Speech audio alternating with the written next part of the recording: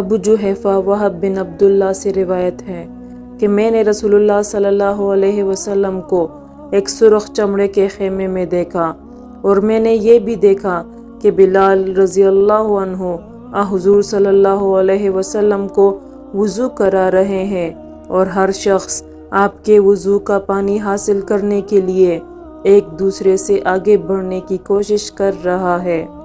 اگر کسی کو تھوڑا سا بھی پانی مل جاتا تو وہ اسے اپنے اوپر مل لیتا، اور اگر کوئی پانی نہ پا سکتا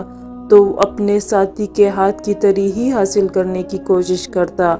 پھر میں نے بلال رضی اللہ عنہ کو دیکھا کہ انہوں نے اپنی ایک برچی اٹھائی جس کے نیچے لوہے کا پل لگا ہوا تھا، اور اسے انہوں نے گاڑ دیا۔ نبی کریم صلی اللہ علیہ وسلم ڈیرے میں سے ایک سرخ پوشاک پہنے ہوئے، تہبند اٹھائے ہوئے باہر تشریف لائے، اور برچی کی طرف منہ کر کے لوگوں کو 2 رکعت نماز پڑھائی۔ میں نے دیکھا کہ آدمی اور جانور برچی کے پرے سے گزر رہے تھے۔